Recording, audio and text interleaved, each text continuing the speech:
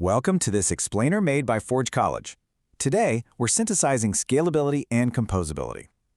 Think of this as the bridge between those isolated micro-optimizations you just tackled in the previous lesson, optimizing resource-efficient contracts, and actually drafting a massive, system-wide, scalable architecture blueprint. If you've been wondering how in the world all these individual pieces fit together to complete your multi-contract system quest in the Solidity and Ethereum track, well, you are in exactly the right place. So here's our game plan for this drafting session. We're going to start with from bricks to blueprints, move right into the modular proxy skeleton, walk through a 6-step workflow, check out a real-world marketplace architecture, tackle risk mitigation and testing, and finally wrap the whole thing up with your final architecture plan. Let's get right into it. Section 1. From bricks to blueprints, moving from micro-optimizations to macro architecture. Okay, let's jump in. You've mastered the bricks, right? You know storage packing, you know lazy loading. But now, we actually have to build the house. And that brings up the absolute most critical question an architect can ask. Where do these optimizations actually live? Because let's be real, a pile of perfectly optimized solid gold bricks is literally useless if you build them right over a sinkhole. Or, if you make a wildly expensive plumbing mistake right in the middle of your living room. Now, this comparison brilliantly illustrates our overarching goal. We are actively moving away from the absolute pain of monolithic chaos, where expensive on-chain loops and bloated contracts just completely ruin your gas budget. We want a sleek, modular blueprint instead. In this kind of modular system, every single optimization maps directly to a specific, testable artifact. So no more guessing where the gas leak is coming from. Section 2. The modular proxy skeleton.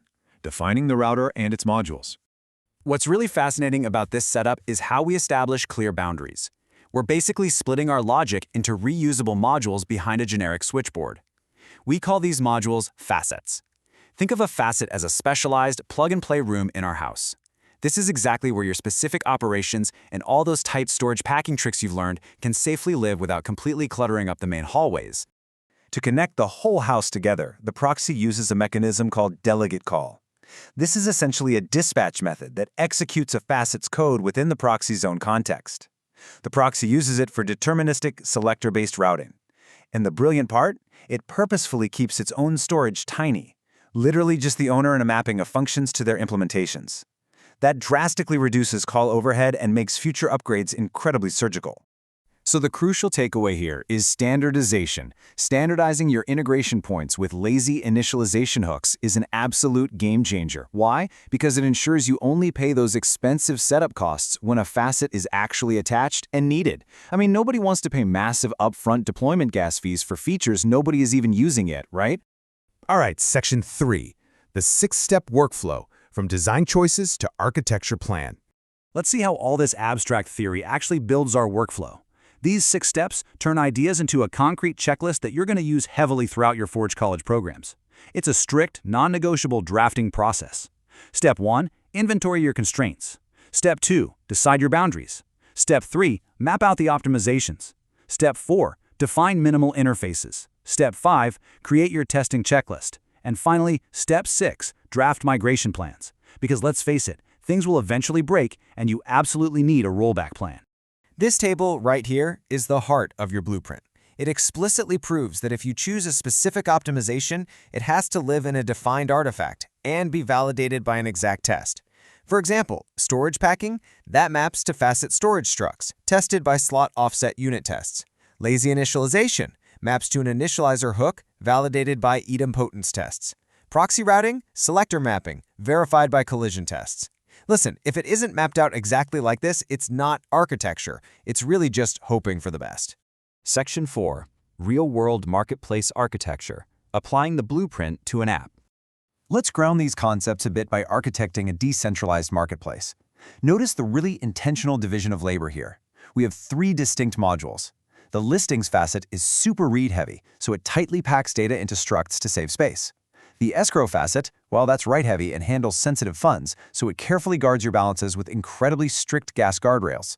And then the reputation facet is append-only, it relies on lazy initialization and pushes heavy aggregation off-chain to avoid ever hitting those pesky block gas limits. Beautiful, isn't it? Moving on to Section 5. Risk mitigation and testing. Ensuring the architecture won't break. Even the absolute best blueprints have vulnerabilities. Acknowledging the blast radius of an upgrade is completely essential for any smart contract engineer. We mitigate disaster by literally planning for it.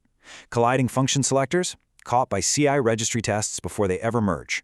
Storage layout shifts during upgrades, tested via staging snapshots.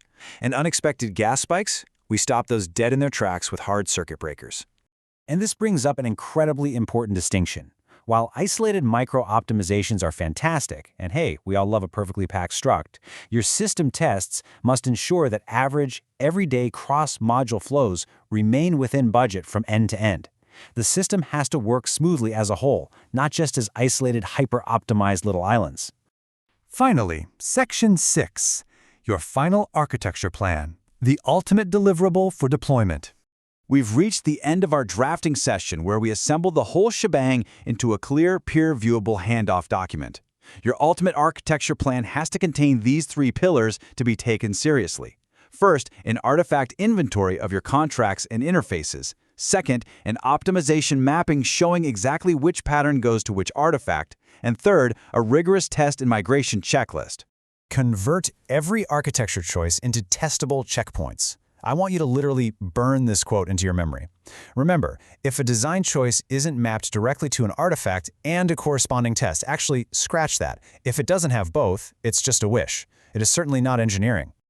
Creating this highly actionable map of artifacts is exactly what sets you up for success. It perfectly prepares you for the massive, comprehensive testing workflows you'll be tackling in the next stages of your learning journey. So, I'll leave you with this final thought to ponder. If your smart contract fails during a massive traffic spike, will your architecture plan immediately pinpoint the exact proxy module at fault? If not, you might need to revisit those blueprints. To continue mastering these engineering patterns and to make sure your systems are actually ready for reality, head over to forge.college to explore more content on this subject and other Web3 topics. Thanks for hanging out and learning with me today, and I'll catch you in the next explainer.